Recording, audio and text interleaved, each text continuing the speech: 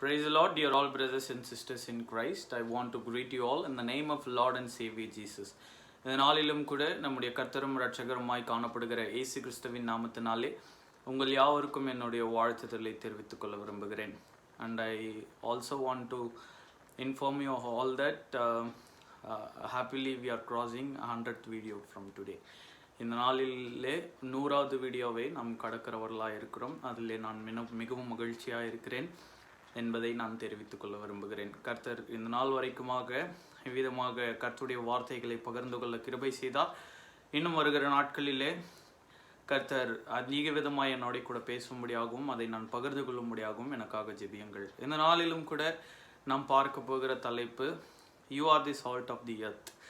நீங்கள் பூமிக்கு உப்பாயிருக்கிறீர்கள். மலை பிரசங்கங்களிலே அநேக விதமான பிரசங்கங்களை தேவன் தன்னுடைய ஜனங்களுக்கு பிரசங்கித்து கொண்டு வந்தார். அதில் முக்கியமான ஒரு பிரசங்கம் நீங்கள் பூமிக்கு உப்பாயிருக்கிறீர்கள். அந்த வசனம் எங்கே இருக்கிறது என்றால் மத்தேயுவின் சுவிசேஷம் 5ஆம் அதிகாரம் 13வது வசனத்தில் இருக்கிறது. நீங்கள் பூமிக்கு உப்பாயிருக்கிறீர்கள். உப்பானது சாரமற்று போனால் எதினால் சாரமாக்கப்படும்? வெளியே கொட்டப்படுவதற்கு மனுஷரால் மிதிக்கப்படுவதற்குமே ஒழிய வேறொன்றுக்கும் உதவாது. ஆகையாலே நீங்கள் பூமிக்கு உப்பாயிருக்கிறீர்கள். ஆகையால் இந்த உப்பினுடைய குணாதிசயங்கள் என்ன என்று இந்த நாளிலே நாம் சில காரியங்களை பார்க்கலாம். முதலாவதாக உப்பை பார்க்கும் பொழுது இட் கிவ்ஸ் டேஸ்ட். அது நமக்கு ருசி அளிக்கக்கூடியதாய் காணப்படுகிறது.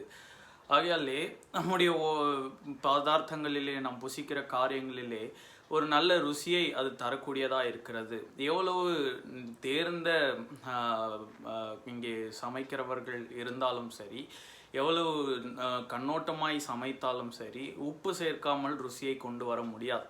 ஆகையாலே உப்பு அங்கே நம் புசிக்கிற உணவிலே மிகவும் முக்கியமானதாய் காணப்படுகிறது. அது ருசி அளிக்கக்கூடியதாய் காணப்படுகிறது.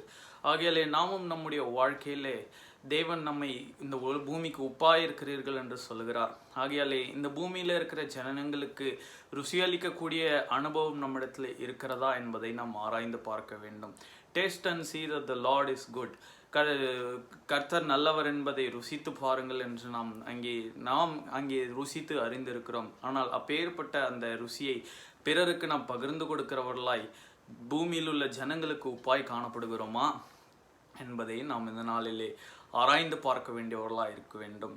இரண்டாவதாக பார்க்கும் பொழுது உப்பானது கெட்டுப்போகிற பதார்த்தங்களை பாதுகாக்கக்கூடியதாய் காணப்படுகிறது.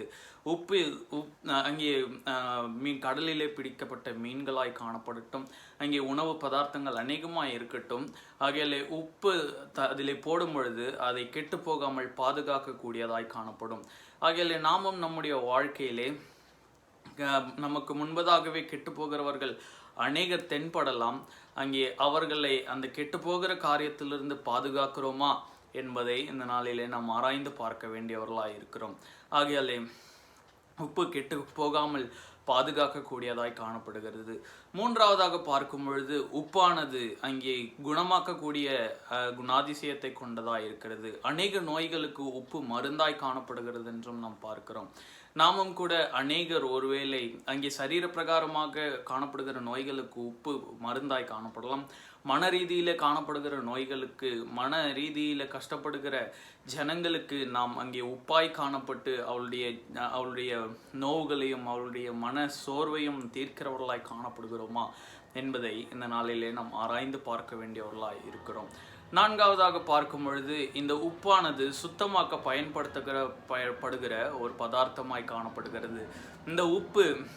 இந்த உப்பினாலே அநேக விதமான கடினமான அழுக்குகள், கடினமான அங்கே கரைகள் இந்த உப்பினாலே நீக்கப்படுகிறது என்று நம்மாலே அங்கே பார்க்க முடியும். ஆகையாலே நாமும் நம்முடைய வாழ்க்கையிலே கடினமான அங்கே அழுக்குடையவர்கள், அங்கே பாவத்தினாலே கரைப்பட்டவர்களை சுத்தமாக்குகிறோமா, தேவனிடத்திற்கு வழி நடத்துகிறோமா என்பதை நாம் ஆராய்ந்து பார்க்க வேண்டும். ஐந்தாவதாக கடைசியாக உப்பானது என்ன செய்கிறது என்றால் மறைந்திருந்து நமக்கு பலன் அளிக்கக்கூடியதாய் காணப்படுகிறது. ஒரு உப்பானது அங்கே ஒரு பதார்த்தத்திலே போடும் பொழுது அல்லது ஒரு தண்ணீரிலே போடும் பொழுது அது முழுவதுமாக கரைந்து தன்னை மறைத்து கொள்ளுகிறது. ஆனால் அதனுடைய பலனை அது வெளிப்படுத்துகிறதா இருக்கிறது. நாமும் நம்முடைய வாழ்க்கையிலே அங்கே மறைந்திருந்த பலனளிக்கிற அனுபவம் நமக்கு மிகவும் முக்கியமாய் காணப்படுகிறது. ஆகையால் இந்த நாளில் ஏதோ ஒரு உதவி யாருக்கோ ஒருவருக்கு நாம் செய்து விட்டோம் என்றால் அங்கே ஊருக்கு எல்லாருக்கும் தெரிகிற வண்ணமாக எல்லாரிடத்திலையும் அதை பெருமையாக சொல்லி கொண்டிருப்போம்.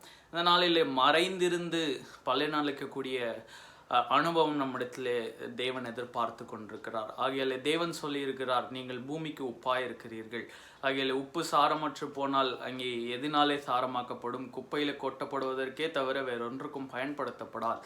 ஆகையாலே சாரமற்று போன உப்பாய் நாம் இந்த உலகத்திலே காணப்படாதபடிக்கு அங்கே சாரமுள்ள வாழ்க்கை, பூமிக்கு உப்பாய் காணப்படுகிற அந்த அனுபவம், அங்கே ருசி தருகிற அனுபவம், குணமாக்கக்கூடிய அந்த அனுபவம், கெட்ட காரியங்களிலிருந்து கெட்டு போகிற காரியத்திலிருந்து பாதுகாக்கக்கூடிய அனுபவம், அசுத்தத்தை சுத்தமாக்குகிற அனுபவம், மறைந்திருந்து பலனளிக்கக்கூடிய அனுபவம், இந்த 5 விதமான அனுபவங்களை நாம் உடையவர்களாய் காணப்பட கர்த்தர் நமக்கு கிருபை செய்வார்.